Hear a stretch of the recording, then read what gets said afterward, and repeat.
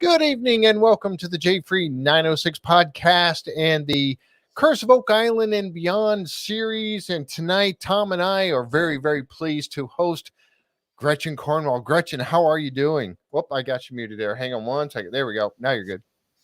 Thank you. I'm great. I'm happy to be here. It's been a while. Yes, it has been a while. It sure has. And, I know there's a lot of people out here that have not, probably not seen when we've had you on here before. I know I think it's, if I remember correctly, the last time we had you on, we were talking about that little wooden statue that you have.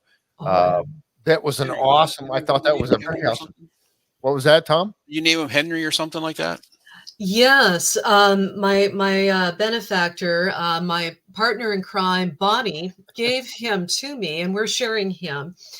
And he is remarkable, truly remarkable. Dr. Laurie dated him back to the Templar period. Wow. He is of Romanesque style, and that was her assessment. And microscopically, you can see a little bit of Hebrew writing on it, which is wild. But he's unusual. He's really unusual. And I there's a strong potential that he might be related to Oak Island. He's seated on what appears to be oaks. He's hewn oaks. He's just a remarkable figure. He's got a Templar Knight carved on his back. I've actually got him in the closet above me here. I don't know if you want to see it. Cool. I can want to see a great picture. Want to see a great picture of him, folks? That's the book it's in. Yeah. He's in here. There it is right there. There it is right there. That's the back. That's the back. Yeah. Oh, that's it. There are several individuals that he could represent, but we called him Henry in spirit for Earl Henry Sinclair and the voyages to Nova Scotia. And of course, that would include Oak Island. Everybody and their brother has been there since the Vikings, the Templars, the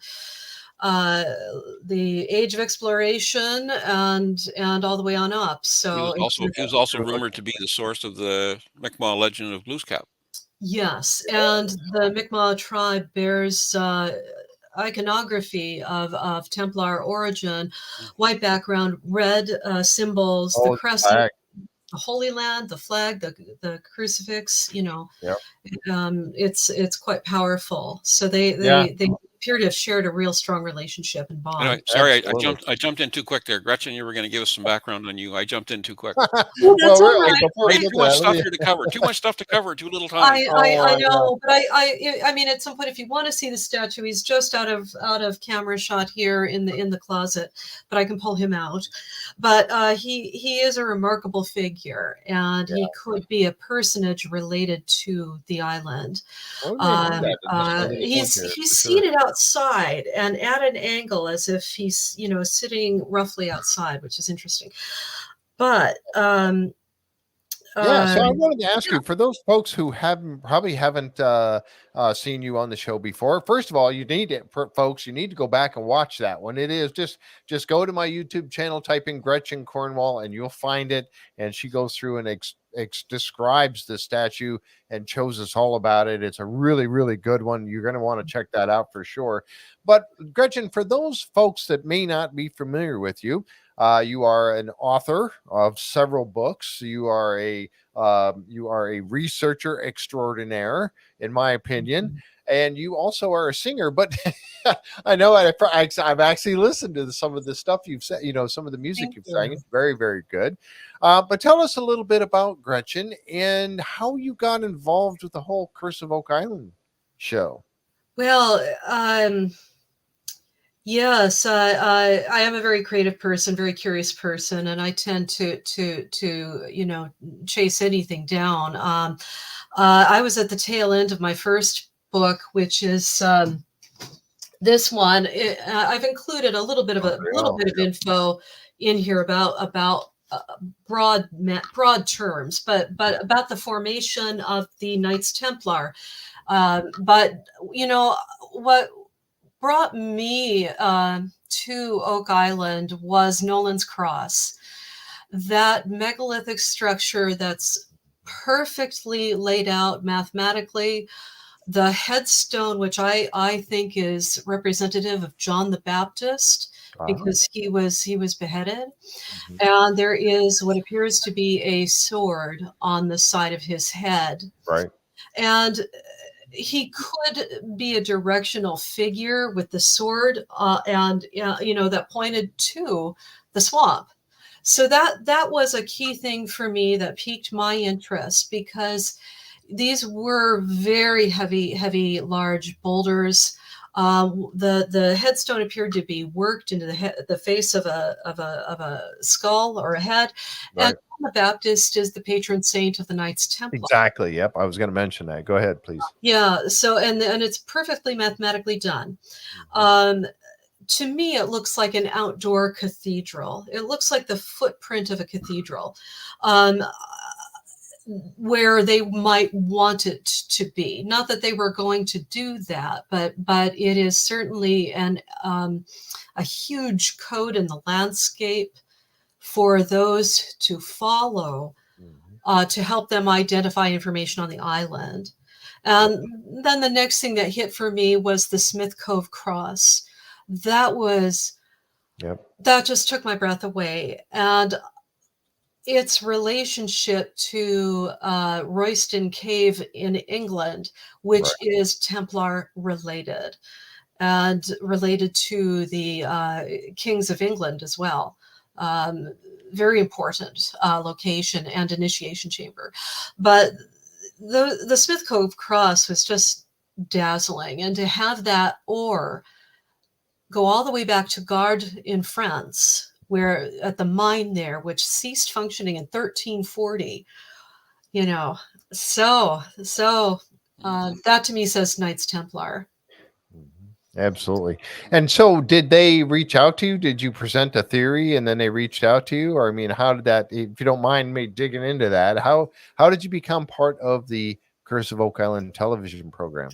Well, it was a series of steps, and it took a while. I actually reached out to Zena. I was fortunate enough to have a few conversations with her. And it was Remarkable woman. that Wow. linchpin. Yeah, I was very privileged to have a few conversations with her.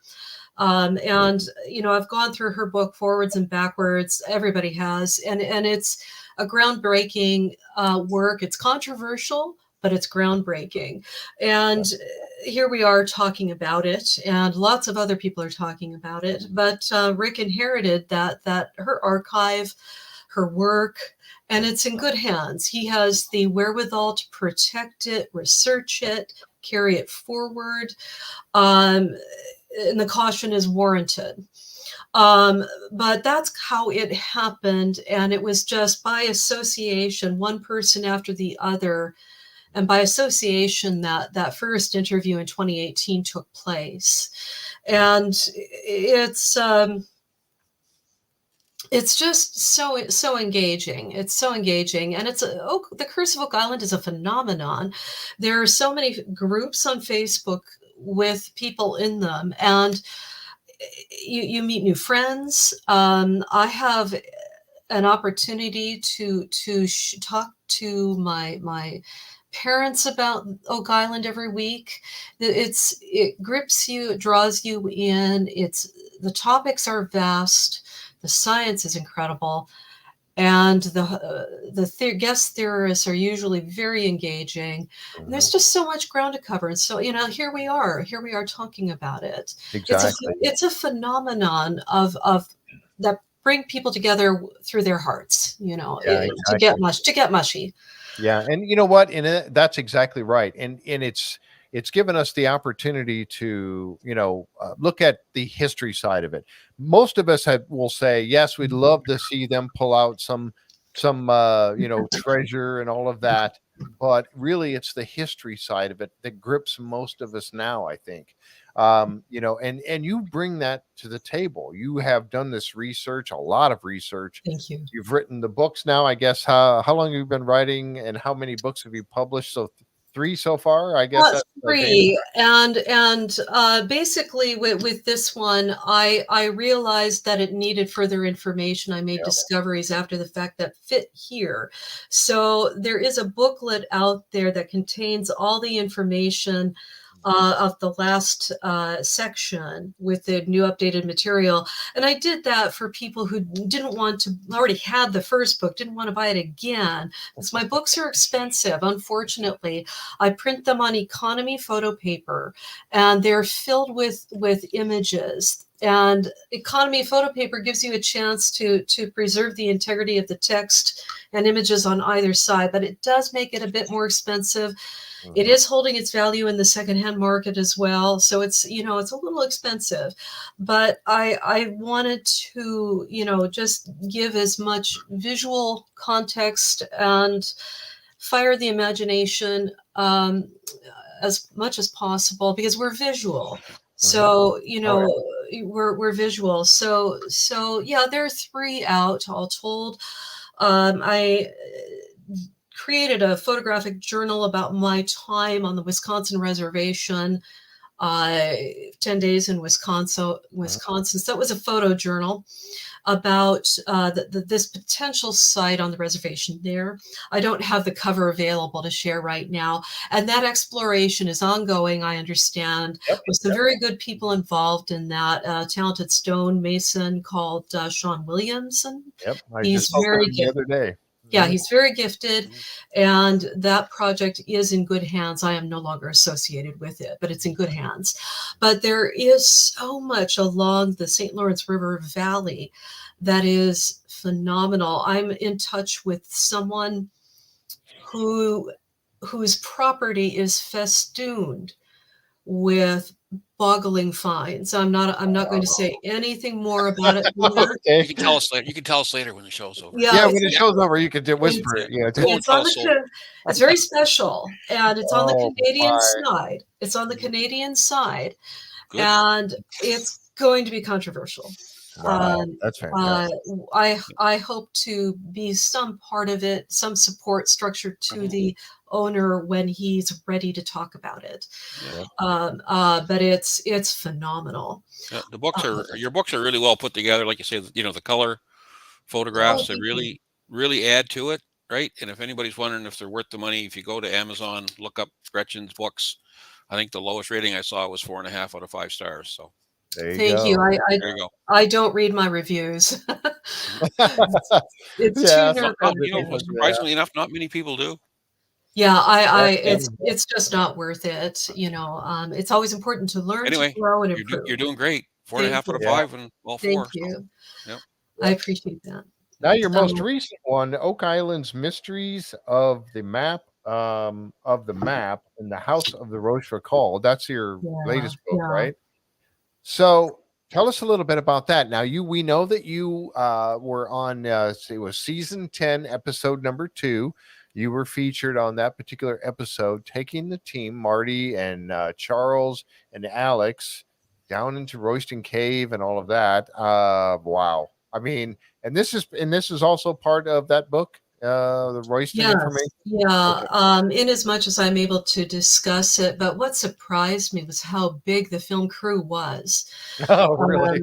I was astounded, and there must have been there must have been 12 of us at the lunch table, and I was sitting next to Charles Barkhouse, which was wonderful. And then Marty and Alex, they were elsewhere, but there were 12 of us at that large lunch table. So the crew, there were 10 people there, and there was a fixer, a driver, Larry, the producer. He was fantastic. He was everywhere, and I appreciated working with all of them.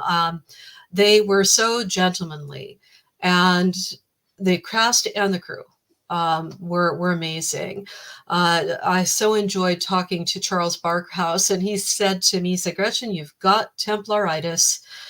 Don't worry, you're in good company. And I appreciated that. So Charles Barkhouse, man of mystery. Yeah, it was a great conversation and a fantastic day. But so much work goes into it. They had we filmed the meet and greet, the shaking hands last. Oh, really? That's funny. That was a little awkward for me. But by then I think I'd lost a little bit of steam. And not having been used to that kind of reality filming, and I was still very adrenalized. So we shook hands, we said hello, and I, with great speed, turned around and headed for the door, where the cave was. And they had to call me back 3 times, said, go slower, gotta go slower. The cameras can't follow you. Oh, I was on a mission. I was on a mission. I thought, wow. okay, we're gonna go. Let's How did go. you discover Royston Cave, and how did you draw Yes. that Templar connection? The Smith Cove Cross was the key for me on that one, because the elements on the cross can be found in Royston Cave.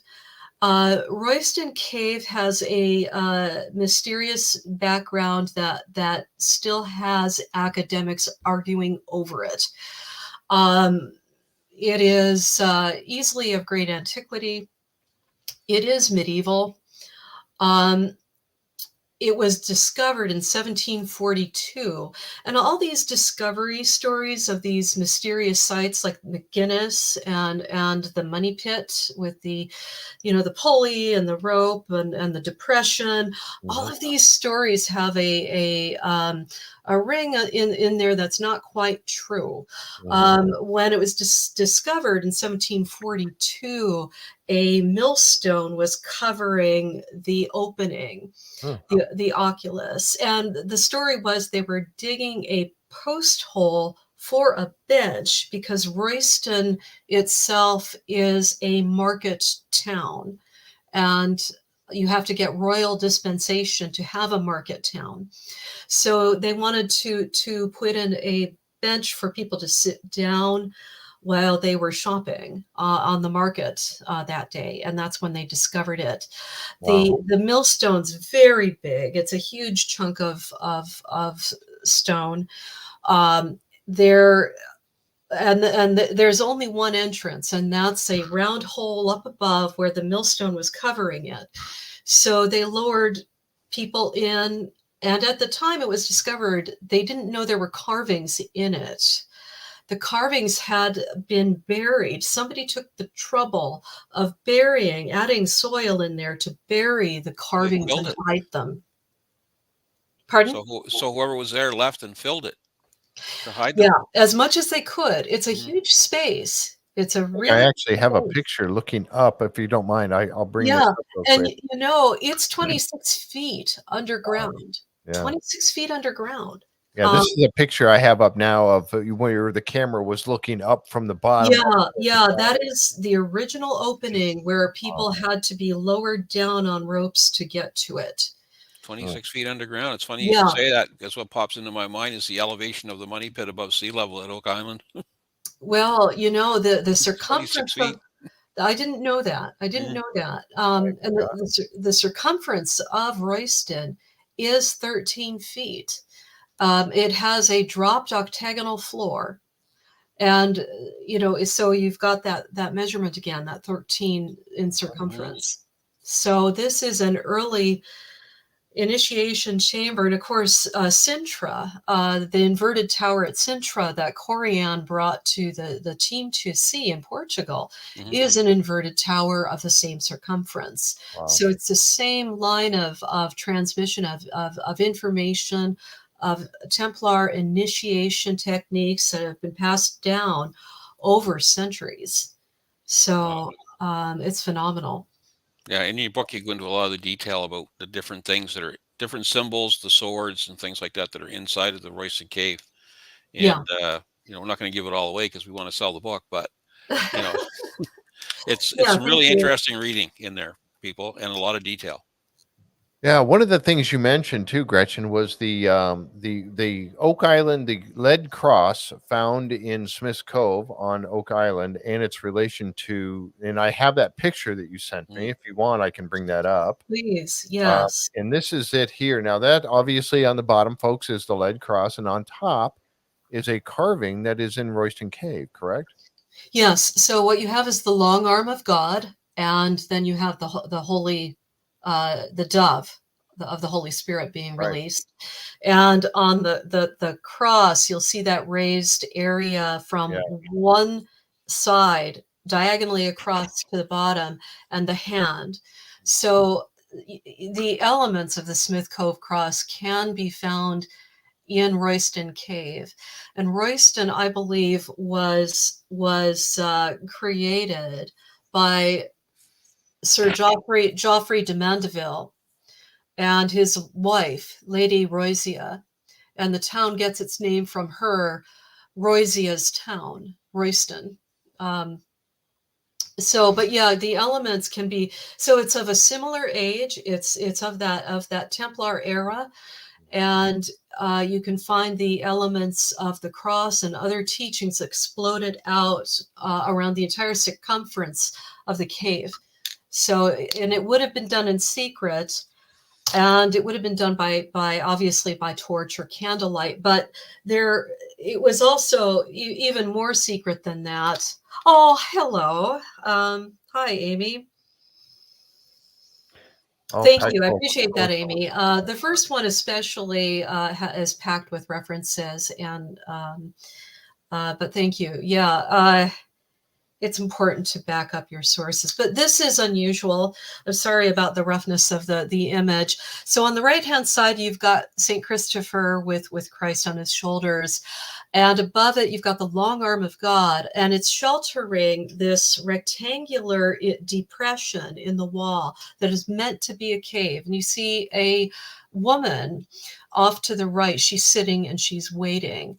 There used to be a figure. It's gone now. This is very old and it's crumbling. It's chalk. It's dug into chalk. So there used to be a figure laying down. You see that weird little, that dome shape there at the end of the left side of the rectangular chamber? Yeah. It's kind of towards the top, actually. If you there you go, right underneath the fingers. Yes, I see it. Right. You see that there used to be there used to be a head there, and it's no longer there. So who is this woman waiting for? Is this a reference to the empty tomb? That's what I was thinking. Yeah. So, and of course, my imagination fired off. They're looking for a rectangular vault on Oak Island. So I was thinking that. My head went there. Sir Geoffrey de Mandeville, who I believe is the author of this, supported Templars, rode with them, and the Templars owned a church and a market town 8 miles down the road. They actually owned this site, which was directly on the main crossroads of Royston, and an east-west road that was very important. So you got north-south and east-west that went pretty much all the way across the country in both directions. And they were always about being at the crossroads and knowing who's going to come in and out of the area. And the Royston Road goes all the way into London. It was the it was the Roman road out of London. And that road is not too far from Temple Church in London, which is still an active church today and built by the Templars. It was the Templar headquarters in England. So Geoffrey de Mandeville was very important to the Templars. After he died, they brought his body into Temple Church, and he is one of the few effigies. There are 9 effigies in Temple Church, and this one of them is of him, 1 out of 9. The others are mostly Templar related, other than William Marshall, the greatest knight, and his son, also Templar connections. So this man had to have been of great importance, and he and his wife jointly, I believe, created this chamber as a teaching tool, as an initiation tool, and it was hidden up above by a little structure that would have been their kiosk for exchanging money, for selling goods from nearby their farms, because they were involved in banking. They were the original bankers, so they would have been able to help you with that. So you show up in town, you exchange money with them, and then you do your shopping. And it was a great protection. They got to see who was coming in and going out. They had their initiation chamber right there, and they protected it by covering it over with a platform. You drop down the hole, there would have been a platform there that was in the Star of David. And then underneath that, you would go down, you would lift a trapdoor, go down with a ladder, and then you would be in a sacred space. Wow. That was hidden from the public. Wow. That's fantastic. Kat has a question there for you. How did it escape Henry VIII? Good question. We're assuming that monarchs were opposed to the Templars. They weren't. Just briefly, the King of Spain didn't persecute his Templars. They changed their names to the Knights of Christ. It was King Philip who wanted their money, wanted to be Grand Master. They said no, so he took it. Yep. He was the one who replaced Pope Boniface with Pope Clement, and he moved the Vatican to France. So he became the de facto Pope, and he had the largest standing army in Europe. Now, Edward the Third, King of England, has very strange Templar connections with the Order of the Garter that he created. It is still the most powerful royal chivalric order in the world today. Wow. There are a lot of Camelot references there, which the Templar Knights also tie into. But it's my suspicion that Royston would have been sealed, maybe even in 1347. But I think that during the Civil War, the English Civil War, it was sealed shut after having been used by James I, who was a Freemason. I think it's been utilized, hidden, and then finally people, lost track of it. Yeah, 1307, October 13th, Friday. This is where we get the unlucky day of Friday the 13th. Philip of France ordered the arrest en masse in France, just in France, of the Templars that were in his kingdom. It took 1 month for the Pope to issue similar arrest warrants to the kings of other countries. Portugal denied that order, and so did Spain. What happened was, in countries that were not cooperative entirely, is these the order got dissolved. It did. So you could no longer wear the Templar mantle. You could no longer identify yourself as such. However, in Switzerland, you'll notice the Templar cross in white on a red background. It's everywhere over Europe. Nobody was believing the King of France, who basically just wanted their money and used the Pope as a weapon to get to the Templars, because the Templars only answered to the Pope. Yeah. The Templars were a big organization too. They weren't just founded in one spot, right? They were huge. And hundreds of properties and preceptories, commanderies all across Europe, a huge Western European presence. And Portugal was an original Templar state. The co-founder, if you will, some historians are going to cringe at that, but my first book spends a lot of time on Bernard de Clairvaux, who helped to mastermind the rule of order with Hugh de Payens on what the Templars were, how they were going to respond. And he had already developed the Cistercian order, which is the older cousin to the Knights Templar. The Templars are Cistercians with swords. That's the only difference. And the Cistercians continued after the arrests of the Templars. So you have an opportunity for Templars to go into Cistercian abbeys. And also the Templars were merchants, and they were part of the merchant guilds. The merchant guilds had a very strict hierarchy. Some of their top CEOs were called Grand Masters. So they had a military order to the merchant guilds. It was pretty much exactly the same as the martial Templar order. Yeah, no, the Portuguese were great sailors, and naturally there's a lot of Portuguese Templars Yeah. that could have gone through the Azores, and there's records of them actually winding up here in Atlantic Canada. So that kind of draws a more than dotted line for potential Templar travel through Nova Scotia. Absolutely, and those traditions lived on in naval interests, also in England. Portugal and England have the longest standing alliance in the world. Princess Elizabeth of England married into the royalty of Portugal, and her son is Henry the Navigator. So they have the longest standing alliance in the world. So Portugal and England are friendly, and there's a Templar alliance there. And then it gets confusing because you've got France and the Scottish Templars. So the Templars used to be brothers without borders. And when that all changed, they had to become nationalized to their kingdom and loyal to their king. That was the only choice for them. Some people discount that and believe that is there's another side of that.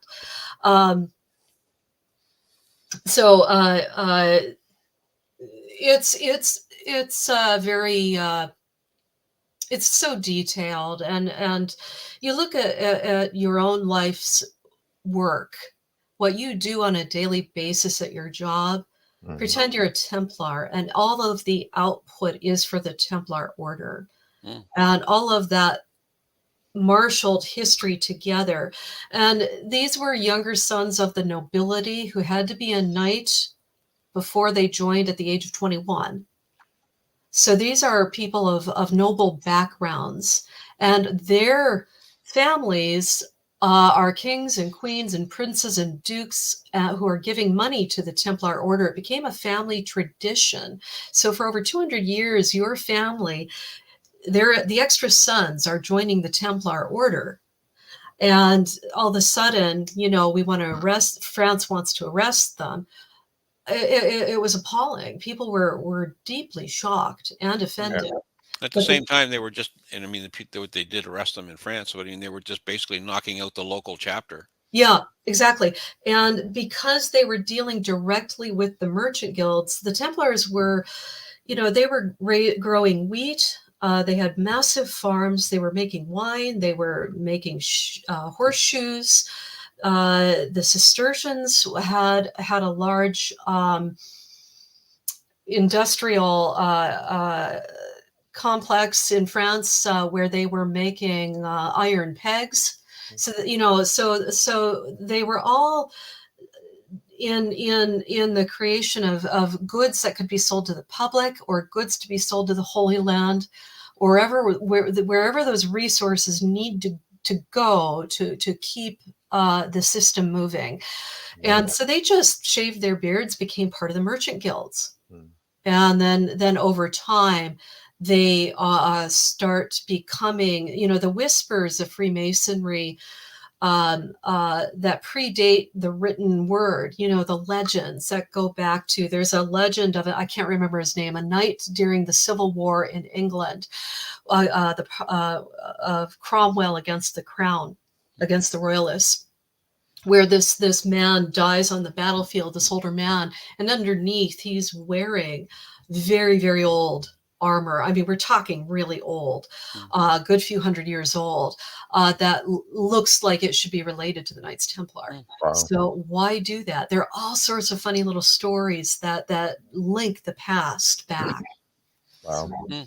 So in addition to the Portuguese exploration, or the people who were navigating an exploration, there's talk of the fact that the Templars had some things that were stashed away that they basically needed to get the heck out of town and store someplace else. Yeah, the pressure to keep what they had secret. The 9 original knights were given. They were welcomed with open arms by the king of Jerusalem. they had access to his palace. There were 9 of them, maybe more. Now, what did they do to earn the king's immediate trust? They didn't start down here and work their way up. They just went right to the top. Right. So there they were. They had access to Temple Mount, and for 9 years they excavated. And I was going to ask you if you believe that they did. Did they go down and excavate down below? Yeah, they've actually found, I believe in the 60s, Crusader spurs, sword shards, other objects. So here are these warriors, these knights who are supposed to be on a battlefield, trying to excavate. So but they figured it out. They found something, and Temple Mount is so huge. That platform is, I'm probably going to get this wrong, something like 5 football fields, and underneath are hidden hallways and chambers.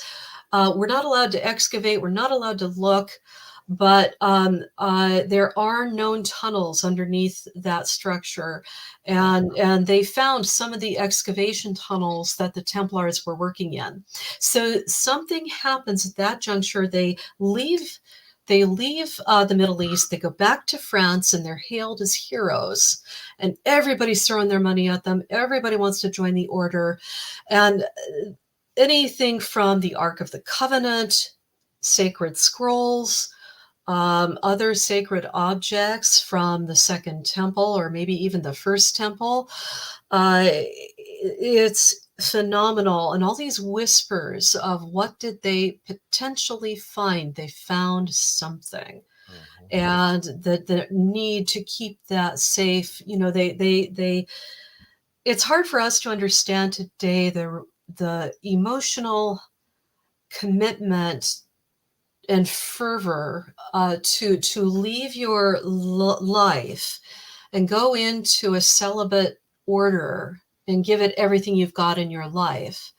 The utter investment emotionally and physically and financially. And originally,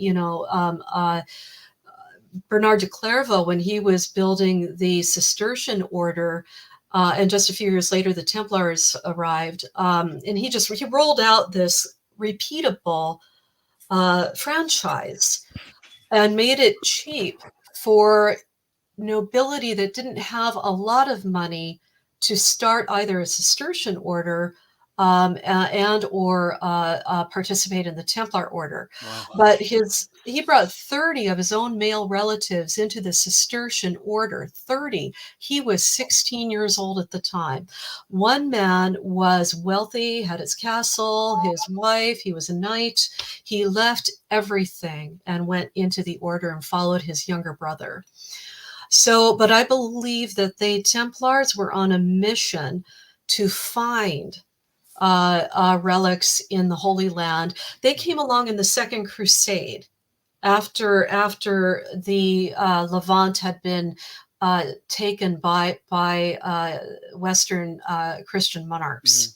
So when they had to get the heck out of Dodge, for lack of a better term, with whatever they were secreting away, do you think there's any correlation between that and the date of 1347 in the Royston Cave? No, I do. And I think that they've been going to Nova Scotia and specifically to Oak Island for much earlier. We've got the Stone Road dated to 1200. Mm-hmm. We've got these amazing objects that are coming out of the ground on Oak Island that, Gary believes the Smith Cove cross was dropped in situ. It wasn't a part of a hoard that came over. Mm-hmm. It was dropped by somebody who was wearing it or using it at that time. So we're talking, 1300s there. But 1347 is a pivotal year. Bingo. It is a pivotal year. Plague had come to France, mm-hmm. and in 1348 it would hit the shores of England. So you have a few potentials. You've got Talmont in France on the shore that could have easily launched a vessel from there.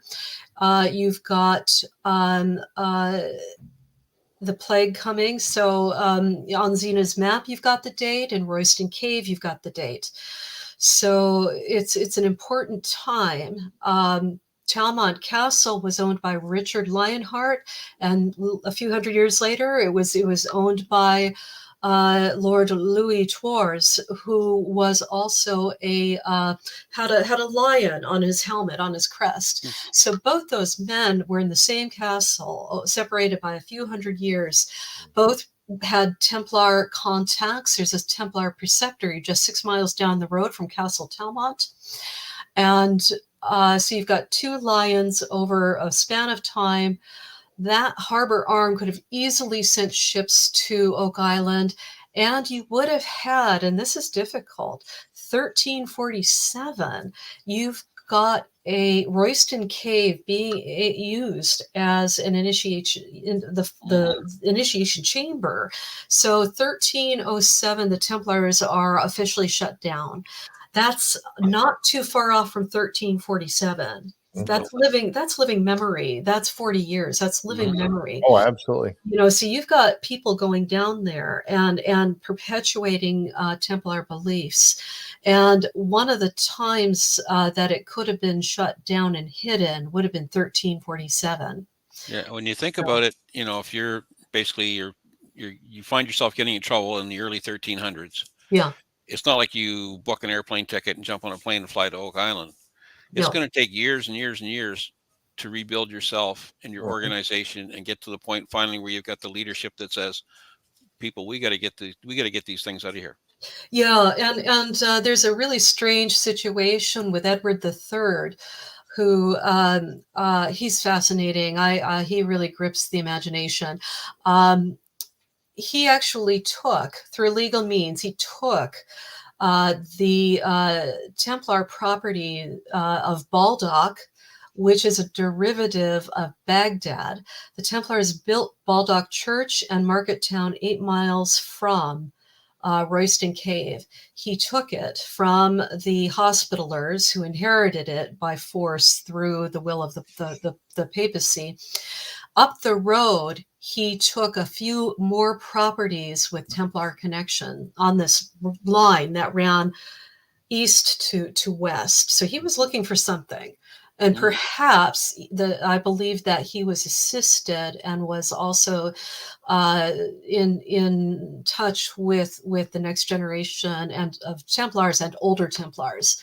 So his father, unfortunately, participated in the arrests of the Templars, and that would have been Edward II. He was a dreadful king for England. Dreadful. Robert the Bruce kicked him on the battlefield. He lost 24,000 men, and his own people assassinated him. He was basically arrested and held hostage. That's complicated in itself, but that's my short sledgehammer over the course of many years and many events. I mean, they would have made multiple trips to even prepare a site like Oak Island. Yeah, and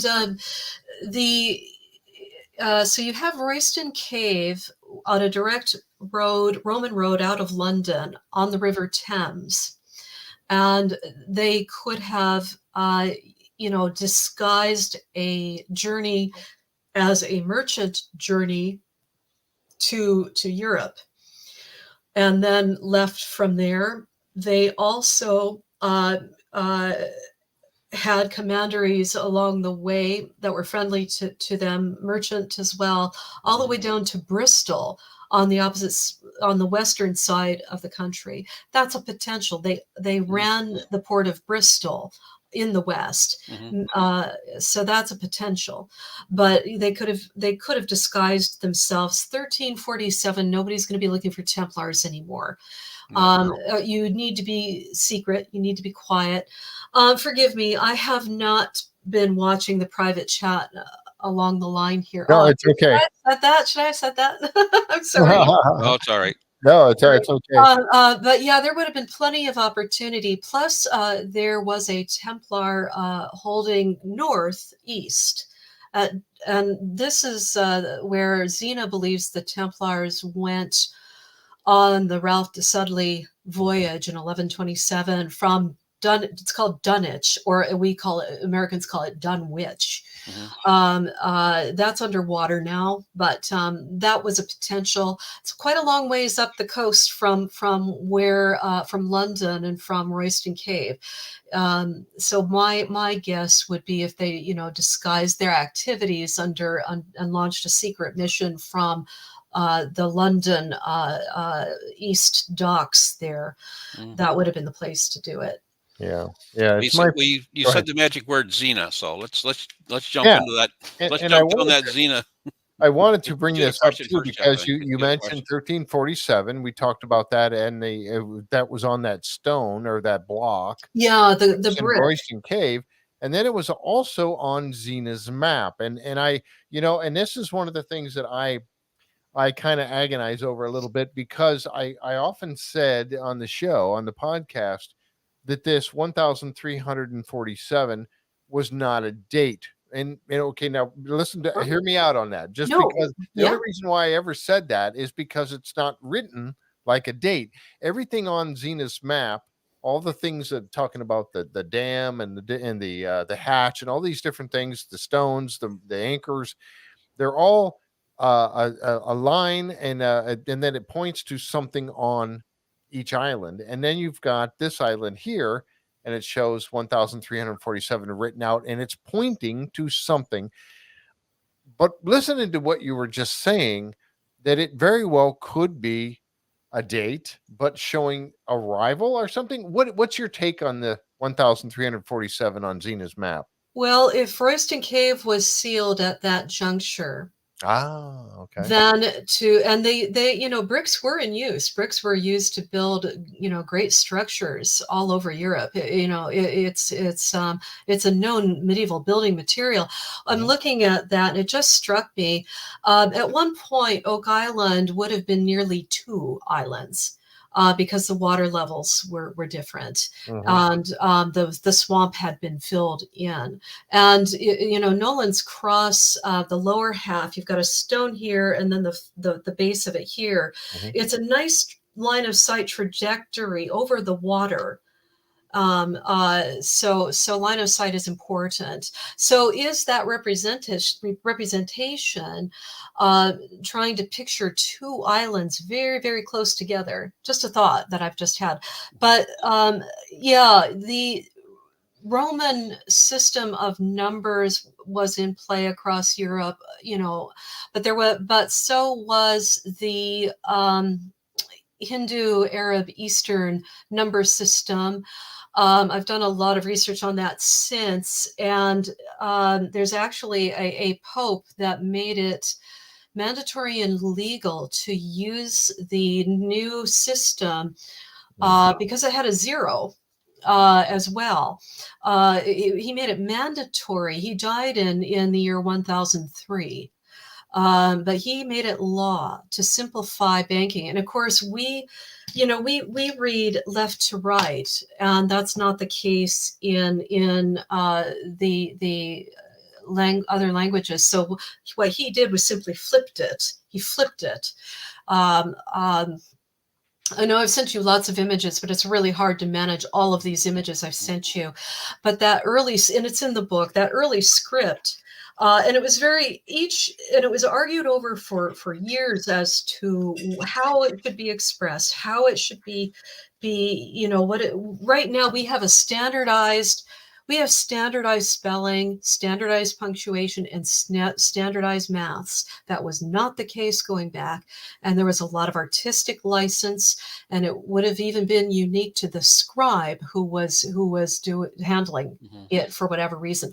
But it became part of the banking institution that early on in Europe, and that at that time the Moors had come up across North Africa into Gibraltar in the year 711, and gained all of that what we call Spain today, from the Visigothic Empire all the way up to past the Pyrenees in France. And they even had part of of the Mediterranean coastline in France, and were making forays into, the heartland of France.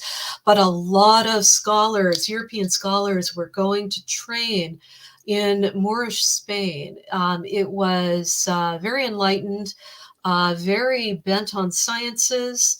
And, they inherited their information from India. So you get this long eastward progression of sciences and building techniques. Yep. And it is a fallacy that when Rome collapsed, that Greek and Roman knowledge of geometry, building, the 7 liberal arts also collapsed, and we went into a dark age. I've done some research on that I'm looking forward to sharing more formally, either in video or in book form in the future. I know that I've shared that with both of you. I've shared that research with you, but we've lost 90% of our medieval documents due to, unfortunately, some of that with the Vikings they were burning wherever they went. Yeah. Unfortunately, and then they started realizing the value of knowledge, and at that juncture, it was prestige. If you had your own alchemist who was schooled in the 7 liberal arts, then that was really a powerful weapon against your enemies, because they could provide you with gunpowder. Gunpowder was being used in crude form as they would put a little bit on an arrow and fire it, and wow.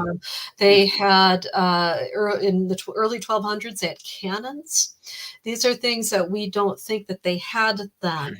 But we're starting to digitize everything now, and you're able to you're able to find these gems in illuminated books and try to reconstruct what occurred. But we've lost so much in Europe that we think that we were in the Dark Ages, and they're not calling it the Dark Ages anymore because they know that's erroneous. We're calling it early medieval now. But we did not lose our knowledge, but we did get the Hindu-Arab numbering system out of Moorish Spain that left an incredible, beautiful heritage for humanity.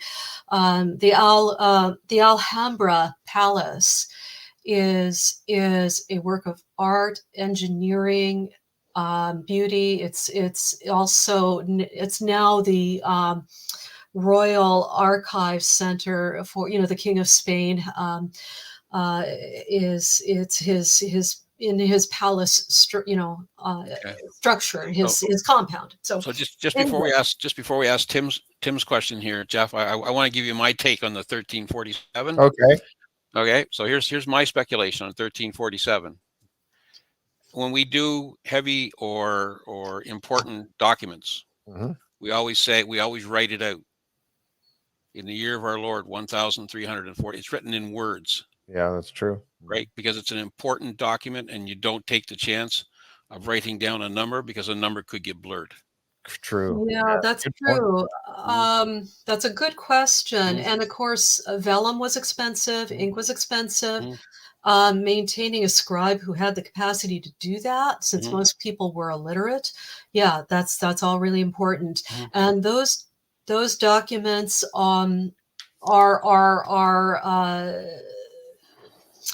you're exactly right.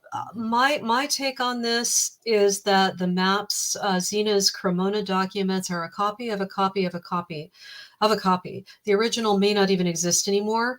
I do believe it's real. I will argue that, forwards and backwards. Well, when the document first came out, everybody was kind of, roll your eyes to the ceiling and, well, here's another document. It's too but complicated. as time goes along, it's too complicated. When you more people are finding more facts. Yeah, you start looking at the elements on the map.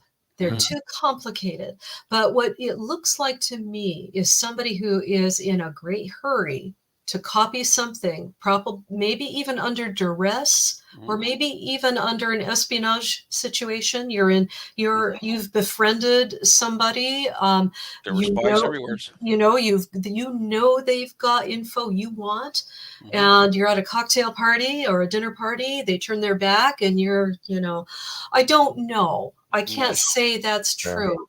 That's just a speculation. But when you start looking at the elements on the map, whoever put that together knew their stuff. And one of the reasons why I say that is because the lower right-hand corner, Talmont, is a castle on the coastline, and it was next owned by Richard Lionheart.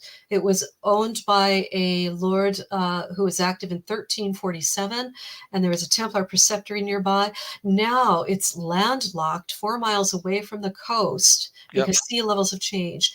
And you write quite extensively about Talmont. It's just a little town in France. There's no industry. There's no reason to go there. Whoever put Talmont on that map knew the ins and outs of history and very obscure locations. Talmont is obscure. And I could not find any English references to Lord Torres owning Talmont Castle in English. Wow. He's that unimportant. That piece of info is unimportant to English. Yes, he's mentioned at the Battle of Poitiers in 1356. Of course, he was on the losing side. He died without male heir. His daughter, Prunella, marries somebody else. She takes her title with her as an honorarium, but upon her death, it reverts back to the French crown because it's the king or queen issues you a title because of your worth. So there's no genetic link between Lord Torres and the Tremoloy family of the North.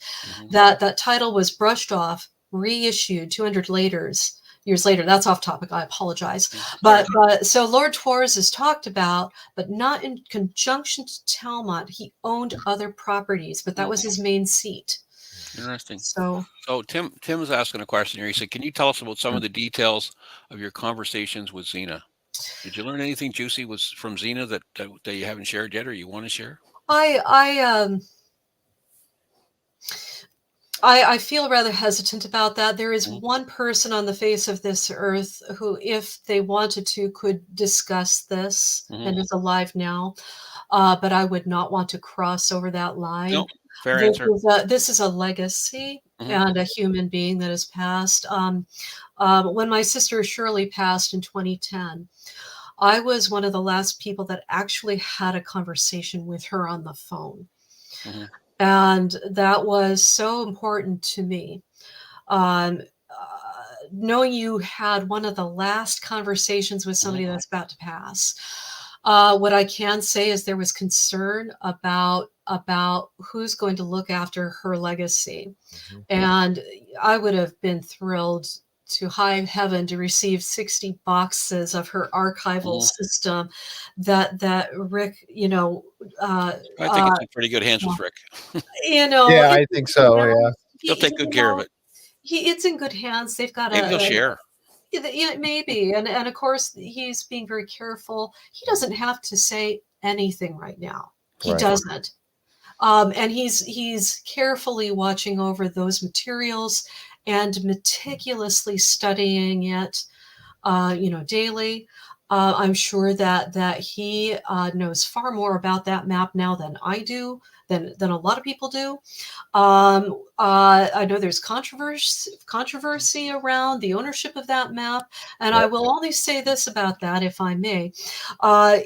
This is a tough genre, and when you get sacred relics or treasures in the mix, or treasures of information, partners can become enemies. And what may have been a conversation of, I'm not interested in this anymore, Zena, you take it. Okay. But when success hits, Oh, wait, darn, I really wish I'd kept up with that. Everybody's friends until money's involved. Yeah. Right. So, I don't believe Zena took that material. No. I believe that there was a decision made and the other party wasn't interested because they didn't see a way forward with it. Right. So that's my statement on that. So if the Templars secreted something away to Oak Island or any place in Nova Scotia, do you think it's still there, or did they come and reclaim it? I think there are multiple caches. In 2018, when I did my first interview, I spoke of an offside chamber. But we've got people coming to the island from the potentially the 1100s all the way on up, with huge gaps of time in between. I would say there are multiple caches on the island, and that's something I've thought of for a long time. Yeah.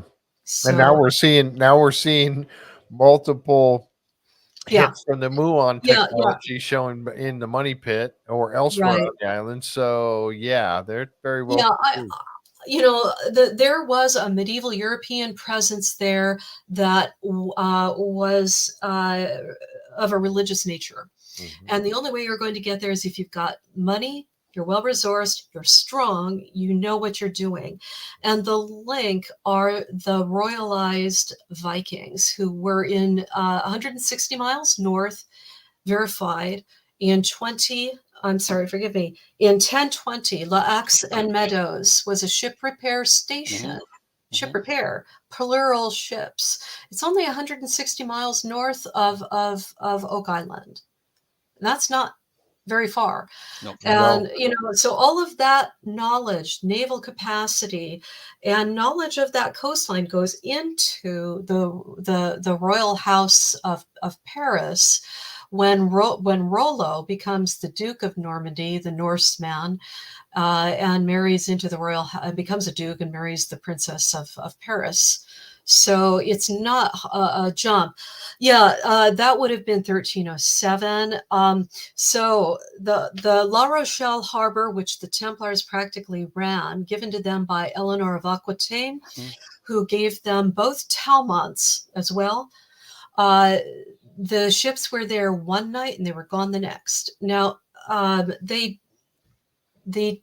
testimony of the 21-year-old knight that is of such key importance. So this man had been arrested, and his uncle was also arrested. His uncle was an important officer in the Paris Temple. He took 3 cartloads and 150 men out of Paris Temple on the early morning hours, of Friday the 13th in the dark. In his testimony about that scenario and about La Rochelle, he says the Templars owned ships at La Rochelle and they took them. They were going to leave and go. And sure enough, they were gone, they were gone. So, academics like to poo-poo that one. And I speak candidly here and harshly. And in all honesty, we must use science. We must use academic techniques. We must be willing in the face of new information to shift our stance. We can't be emotional about our stance. But when you've got a knight and it's written down, in the trial on pain of death, and, that was one of the things that the Templars had drilled into them was tell the truth. And it's in their bylaws, tell the truth, even if it means your life. Yep. So here's a 21-year-old knight who's telling the truth, because at that juncture, the Templars that were being held in prison, still hoped that the Pope would be able to somehow come in and clear up all the confusion. Yeah. Wow. So they were vindicated later, were they not? Not vindicated, but the charges were dropped or said that. The sheen on parchment was found and a book, Dr. Barbara Frail published a book on that, the Sheen on Parchment, by the same Pope, exonerating by Pope Clement, exonerating the Templars of heresy. He didn't use the document. And I believe he was assassinated by Templar sympathizers afterwards. Within a year of Jacques de Molay being burned at the stake, the last Grand Master, the king, his son, and the Pope were dead. And so when the Pope's body was laying in state in the church, somebody set fire to it. Yeah. So he did not use the document, and that document remained. Dr. Barbara said she found it by accident, but her book was published on the heels of Dan Brown's novel coming out, and on the heels of the Da Vinci Code film coming out in 2006. So I question the authenticity of the timing. And in 700 years, did not a single pope ever say, hey, why did we do this to the Templars? They didn't appear to be, because they were using the same, there was actually a rule book on how to torture witches. And it was the Inquisition wrote this book. You can go online and read it if you want to, and translations of it. I can't remember the title, but the Inquisition, which is a branch of the Catholic Church, and it's never been called off. It's now called something else, and I always mess this up. It's kind of fuzzy sounding, something about the donation of Constantine. I'm getting that wrong. I know I am. But it's of course, they don't go around burning people anymore. Thank goodness for that. It's frowned upon, yeah. Thank goodness for that. And there's so much beauty in the Catholic Church and the beliefs, and some wonderful, there are a lot of beautiful people out there in any religion. But in 700 years, why didn't somebody say, hey, this is wrong, let's look at the facts? Right. So I think there was some concern about the institution looking bad, rather than trying to be faithful. It's been engraved, it's ingrained, it's solved, it's posted, it's published, and we're not changing it. Yeah, regardless that these men were family members of princes, of dukes, of kings, of queens, regardless of that. And at times, some of these same family members find themselves serving as high-ranking prelates in the Catholic Church, at CEO level. So Alex asked a question: are there any other historical documents that mention an island of Oak? Templar documents that you know of, or you can speak about? Don't want to put you on the spot. I would say, and I'll only say this, that you can find crossover European information on maps, but I'm not going to say which. And, fair enough. Fair enough. Question answered. Move on. Yep. We don't want to put you on the spot. That's two we got to find out the answer to after the show. Yeah. I have not been to Oak Island, and I regret that. And of course, now nobody's allowed on unless they're invited, and then they're invited only to the location that's pertinent to why they're there. And that's been that way for a couple of years. But I've been living in England for 21 years. Instead of going to Nova Scotia, it's expensive. Flights from England to Nova Scotia are very expensive. So what I opted to do instead was just learn as much as I could about it, and then go to locations that I thought were related in France and in the British Isles. So that was how I chose to handle that distance. And it's, I am not wealthy by any stretch. I wish I had wealthy benefactors. You can actually be my patron if you'd like to. I have a Patreon account, all that, or donate. But, I, instead of using my time in a daily job, I live simply. I put a lot of money into travel, and I use a lot of my time that I would use to be earning a living, finances, in writing. So when somebody buys a book, it does mean a lot to me. But when you're talking about 1,500 pounds to fly to Nova Scotia from England. Very expensive to fly. And then it's room, it's board, it's everything else. But I would love to. So when Marty and Alex and Charles came to England, I was thrilled. You know, I've seen them face to face in war rooms a handful of times. I've been in 2 war rooms that haven't aired. I don't know, 6 war rooms approximately over since 2018. So, but that's how I would answer that.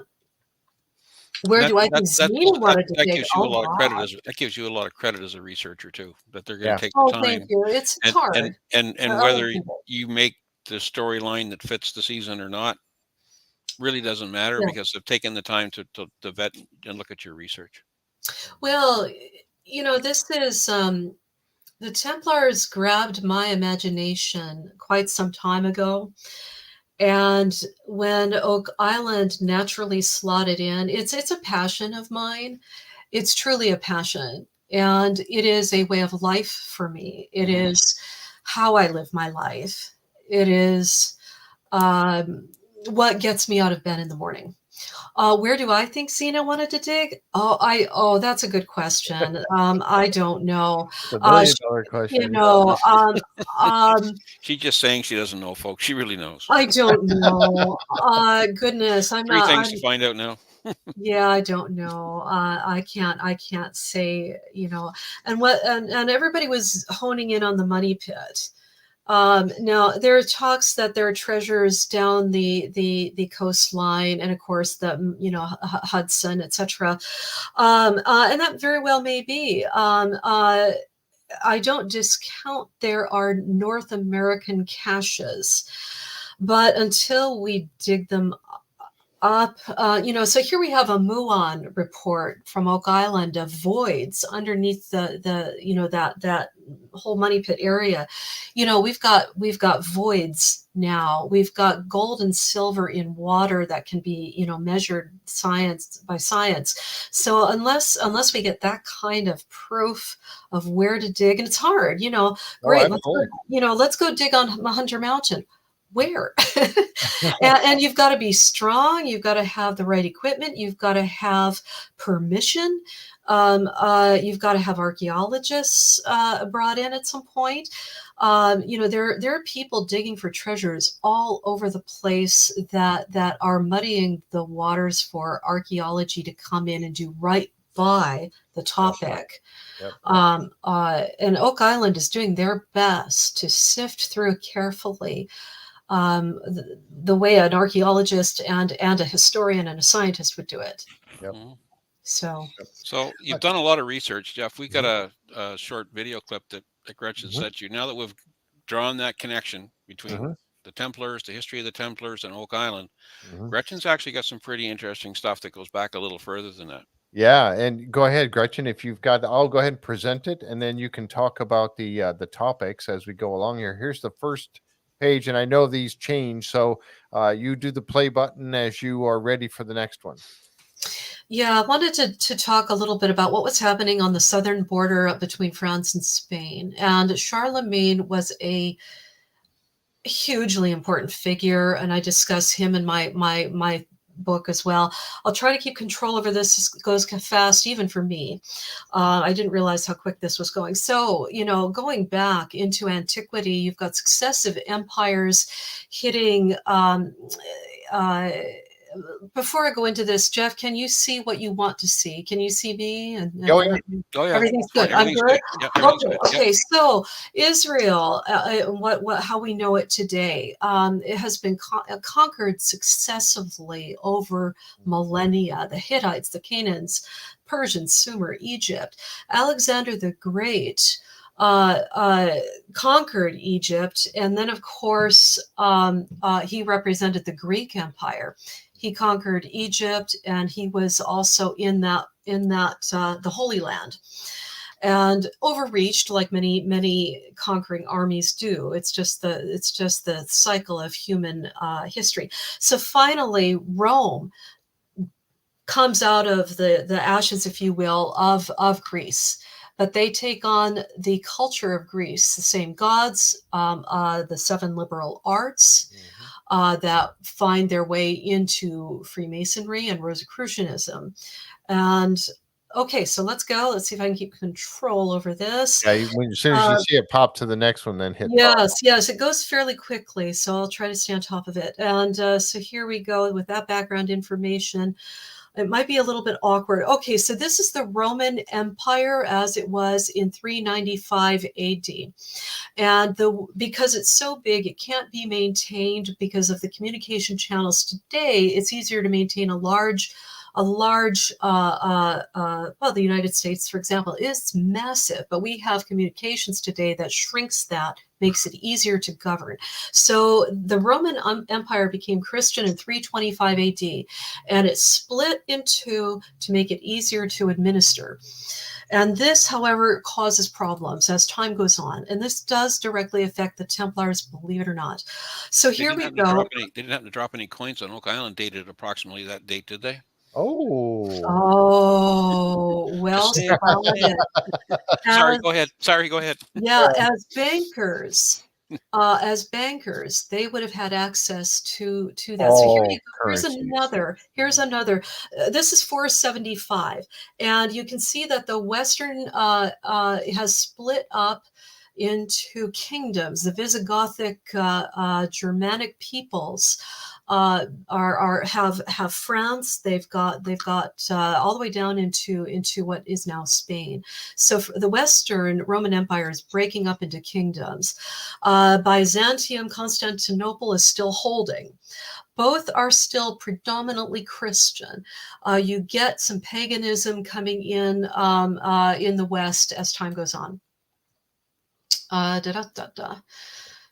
So here we have now, this is a challenging conversation, especially with what's happening today in the Middle East.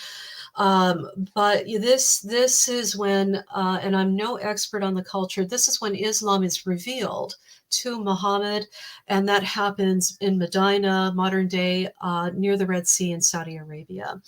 So that's 610. Approximately, and his heirs, his people go forward, and it just goes whoop.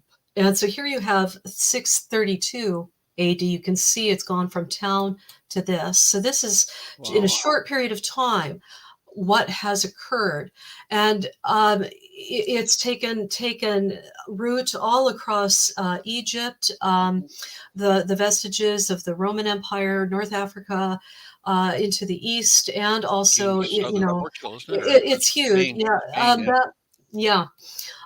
This is a modern map with this information overlaid, so for greater understanding. So 711 AD, you've got King Roderick of the Visigoths defending the southern tip of his kingdom in Gibraltar. He loses that battle.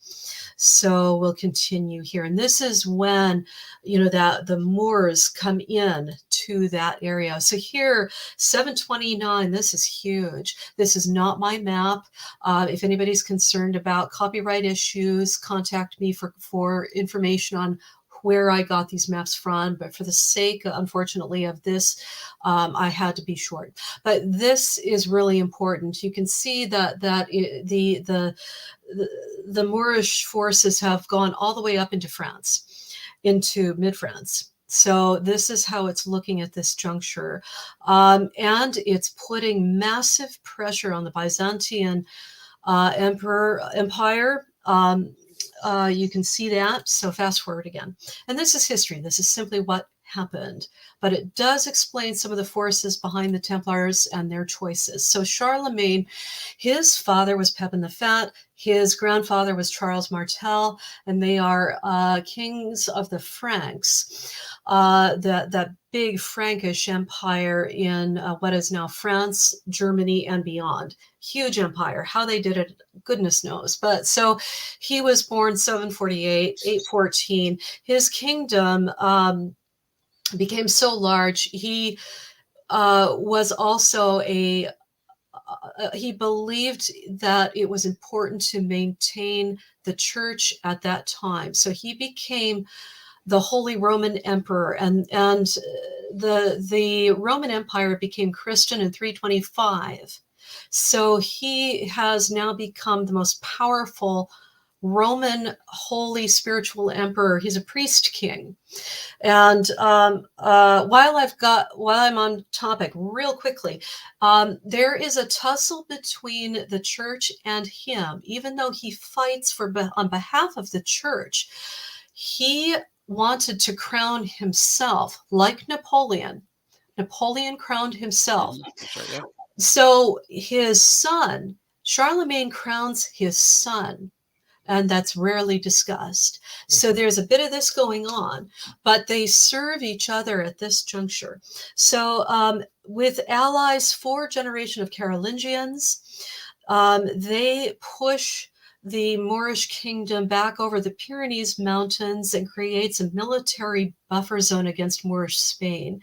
And all these fortresses and castles and battle abbeys show up because they have to be fortified. Everything has to be fortified at that juncture. So he establishes Frankish rule in southern France and brings back Christianity, Catholicism, as it is at that time, because it changed a lot over the centuries. What you view now as Christianity is not the same thing as what they were doing then.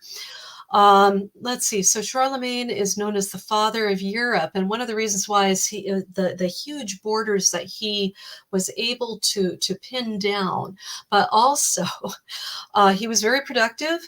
1 in 4 Europeans count him as their ancestor. Wow. Not too far off from, I think it's Genghis Khan. 1 in 4 people from China count him as their ancestor. It's crazy.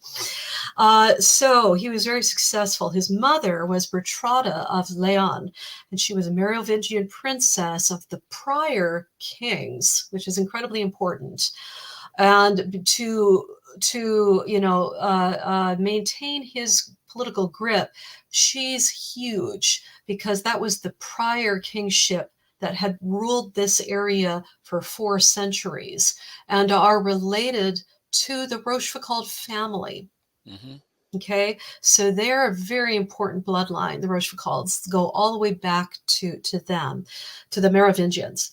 And that's out of their Merovingian lore comes Melusine, the mermaid. Okay, he was a brilliant field general. He was also a scholar. He was also a philosopher. So it's rare to have all of that in one person, and that's why he was so successful. And I've already gone into what happened to the crown there. Here's a coin from at the end of his reign. They exhumed his body. They measured his bones, and he was approximately 6 feet tall, which was pretty big at that era. Most men at that time tall for then, yeah. Yeah, men were 5'6". That was the average median height. Women were 5 feet tall. This is a statue of his mother, the Merovingian princess. So here we are. This is an historic map of the Pyrenees Mountains. You can see the different kingdoms. And this is the military buffer zone between Moorish Spain and the Frankish kingdom. And this manages to go all the way down to Barcelona. So here's another one. This is what Europe looks like, in 1000 AD. And so, the Pope I mentioned early on, he actually studied in the Caliphate of Cordoba. He went down there and learned a great deal. Scholars will always get together. Nerds will always trade information for the love of learning, philosophy, the arts, and the arts of peace. The arts of peace flourish only when there are stable built borders, though. So continuing on, people flourishing side by side, but humanity always tussles as to who gets to be on top, and that's where the problems come in. And this is Alhambra. This is a World Heritage Site that now encompasses a large archive. This is Granada and the seat of power for for Cordoba at that time, a seat of great learning. And it's absolutely immense and beautiful. I mean, that is just phenomenal. The art, the engineering. This is a very early medieval illustration of a Christian playing chess with a Moorish man of importance. He's carrying a sword. He's obviously wealthy.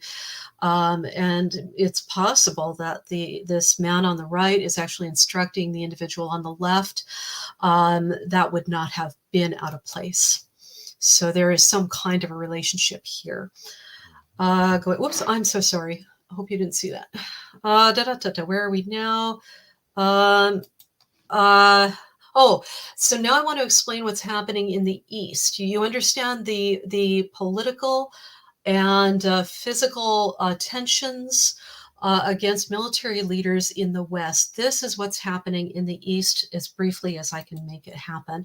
So the Roman Emperor Constantine in 325 AD makes Christianity the legal religion, and he moves his capital from Rome to Constantinople, builds a huge, huge, beautiful new capital, and renames it after himself, of course. And his mother, Helena, is considered actually probably the first archaeologist, if you're speaking in terms of fantasy. She went to the Holy Land and did a lot of digging, looking for the historical Christ.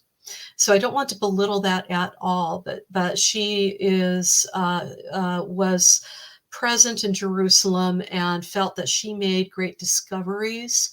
And Constantinople has that link now with the Holy Land. So he wanted to move his capital there, so he did. So this is what Constantinople, the east end of the empire, looks like now. And the religion in this point, it's called, it's Orthodox. The East and West diverge as to their understanding of what Christianity is, and they become so at odds with each other they do not support each other. And that's part of the reason why Constantinople eventually falls in 1453, because they do not have the ideological support of the West. That's partly what happened. You have people under the same umbrella, under the same family grouping, and they're still going to disagree. And the same thing happened on the Islamic side. There are forces of different families, different, you have the Sunni, you have the Shia, and I am not an expert on that. I can't comment broadly, but then you get individual leaders that want to be the main focus of that they want to be the head. So when you 20, 30, 50 people all vying for the top position, there's going to be a battle. And that's just human behavior. That's just human. So in 1095, you can see how much it has shrunk. So, in 1095, Byzantium seeks military aid from the West, from the because they're being pressured by the Seljuk Empire, very successful large empire. Christian pilgrims are coming back because they've been going there for a very long time, hundreds of years, on pilgrimage to go see the original sites as held in their faith. We're reporting stories of persecution. The French, a French priest, Peter the Hermit, launches with the Pope's approval the People's Crusade to go rescue the situation, and it's a complete debacle. Unfortunately, they raid on the way there because they're not organized, they don't have their own supplies, and they kill a lot of Jewish people along the way, and they raid a lot of Christian towns as well. Through that disaster, and they were wiped out by the Seljuks, and I don't, so that's what happened there. The princes then followed, and they were the ones that were organized. This is the first crusade, and that becomes successful, and they actually retake a lot of the Levant. So it's complicated, and this is such a tiny, teeny part of this history, but I'm trying to give you an overview as to and I appreciate that. Yeah. Go ahead. So here we are. This is 1170. You can see the gains made in pink by the Byzantine, the Levant into Antioch, and this is the Templars are already established by then. They were established in 1120, and they were in Antioch or Jerusalem 9 years prior to 1120. So that's what it looks like now. 1270, everything's changed. Everybody, Christian forces are out of the Levant now, and in the West, this is how it's shaping up for many centuries. You can see Portugal, the Kingdom of Leon, Castile, and Aragon, and the realm of the Almohads. Forgive me if I'm mispronouncing that. Close enough. Yes. Okay, so against this dramatic backdrop of hundreds of years, the Templar story begins at 1120. So here you have a religious military order with properties across Europe who has to be careful of being part of the defense of the border, the borders. So they have a huge presence in southern France and on the Mediterranean coastlines, and they're part of the security. So Cordoba did not cede its rulership of Spain until 1495. And that's a long time. Wow. And there were long periods of peace, there were long periods of prosperity and growth, and there were times when there was peace between Europeans and those from the Moorish, and there are so many encounters where the legends of Templars learning and engaging with Muslim scholars and alchemists and incorporating this into their lexicon. And they understood that knowledge was knowledge. And yes, you have your knights that were, you point them in one direction with their sword and they're going to go hit something with that if you point them in that direction. But you also had the upper brass who were the scholars. And I believe that the Templars that went to Oak Island would have had scholars with them. And they may have even been, they may not have even been European. That's pretty impressive, though, when you think about it. I mean, you crammed 800 years worth of history into 3 minutes. Oh, thank you. That was pretty cool. I agonized over that. I thought, I was sweating bullets. And it's also amazing to know that, within 200 years, the Templars became such a big organization across Europe that the Pope decided we've got to put an end to these guys. Yeah, they were competition. There was absolutely a fear. Because if you think about it, Portugal was a Templar state. Bernard de Clairvaux's nephew becomes the first king of Portugal. And the south of France is so important to post-crucifix lore and legends that Philip was actually worried that he would try, that the Templars would try to invest themselves down there. Now the counts of so that excuse me, that was a different episode. But so as the North, as Philip gained more and more real estate, the last thing he wanted was to have war in the Pyrenees, the Templars trying to carve out another kingdom. That would make him surrounded on one side, definitely this side. But, it happened anyway because the Spanish king preserved the Templars under the Knights of Christ and also in Switzerland. And of course, the merchant guilds had their spies as well. Wow. I'll tell you what, this is absolutely fascinating. I wish we had so much more time because, and somebody asked a perfect question, or they made a perfect comment there about how you really need to be giving lectures in colleges and universities because this is so fascinating. I appreciate that more than you know. I do so much knowledge on all this information, and thank you. Wow, we could certainly go on forever. I guess one last question I'd like to ask you before we wrap this up, and we're going to have you back, obviously, because there's so much here. Well, yeah, we've only to covered the unpack. first 1,000 years, right? So we've got more to go. Exactly. But we go to Oak Island. We talked a little bit about Zena's map. We talked a little bit about the Knights Templar that were underneath Jerusalem. Could they have had some artifacts? And if they did, they would have kept them very dear to their hearts. Yeah. And they would have wanted to keep them safe.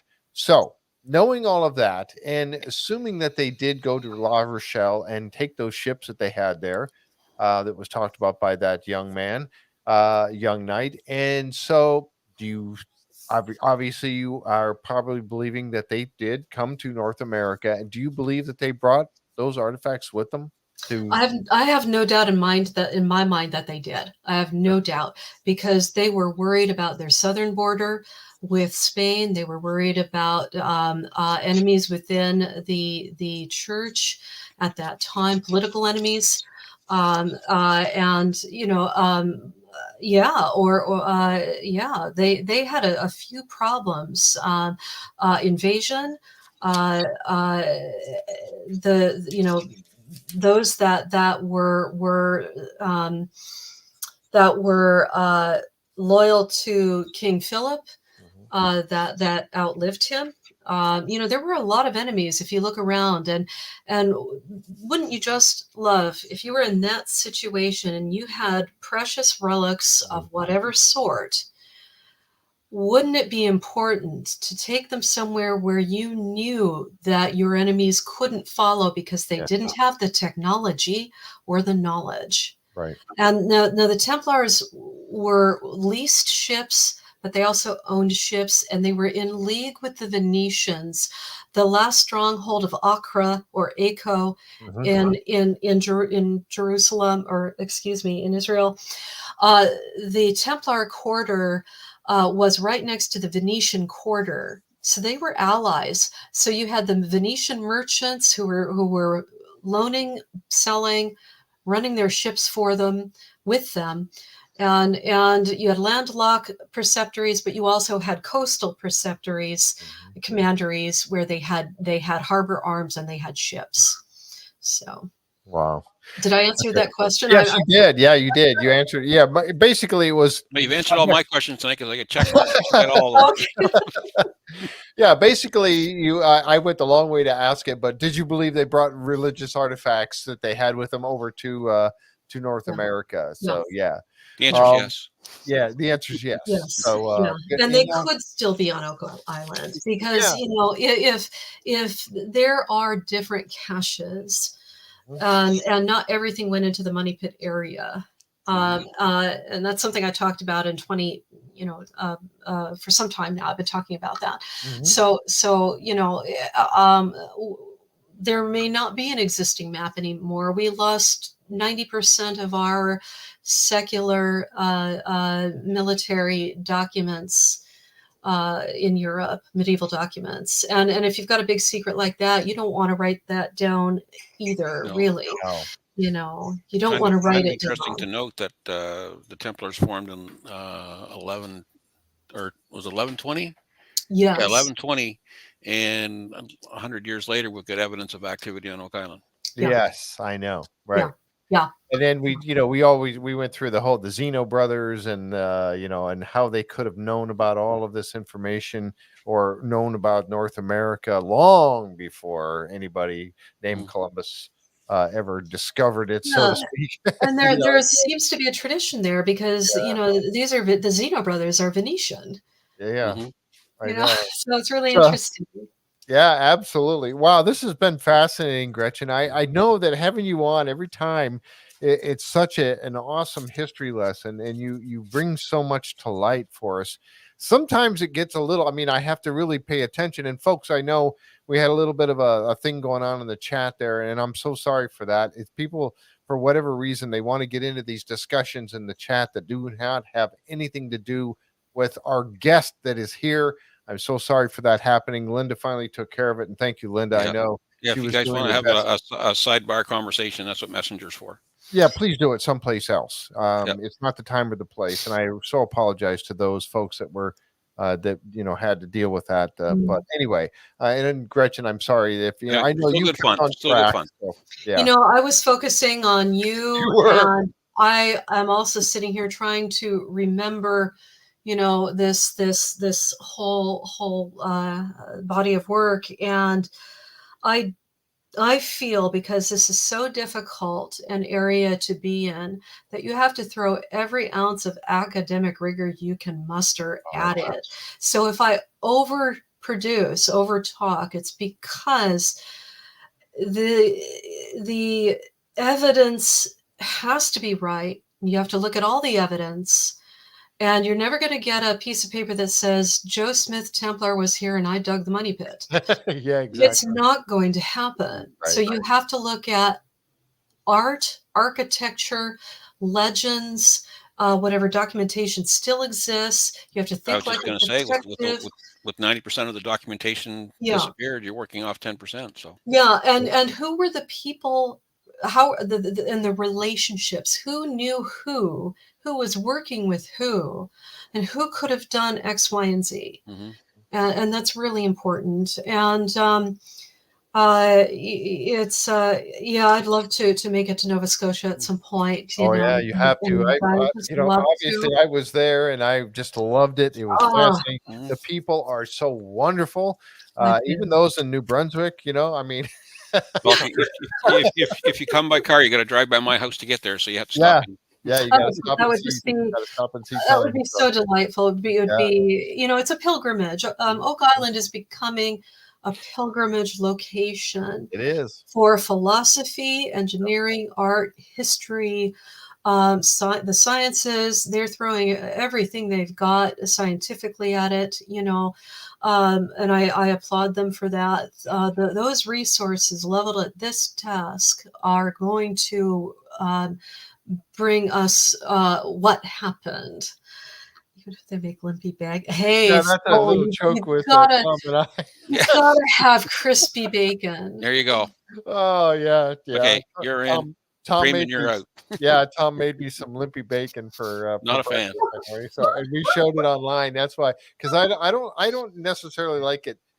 I just like it so it's not crunchy. If I want crunchy bacon, it goes on the stuff salad. Was borderline soggy. Yeah, well, it's true, but it was still really good. Anyway, Gretchen, do you have your own YouTube channel? Correct? I do. In fact, I've got a 3-part presentation on YouTube about a Viking crusader king who took 6,000 ships to the aid of the king of Jerusalem. But he would have needed copper, and I think that this is going to sound crazy, a good source of copper, if you want to keep it secret, would have been Lake Superior. Yep. And there. Keweenaw Peninsula. There's a lot of copper there. You need copper for your arrow. The feathers, you put it in the groove of your arrow so that little microbes don't eat your feathers. Because if you're going to go to war, across the Mediterranean from Norway, you're going to need a lot of copper. And there is a Cistercian monastery there next to the palace. Where they were doing a lot of smelting for warcraft, etc. And that would have been King Sigurd, the Crusader of Norway, and of 1089, 1130. But anyway, I have 3 parts on my YouTube channel. Look up Gretchen Corwall. There's my website, GretchenCorwall.com. And they can buy your books on Amazon. My books are on Amazon.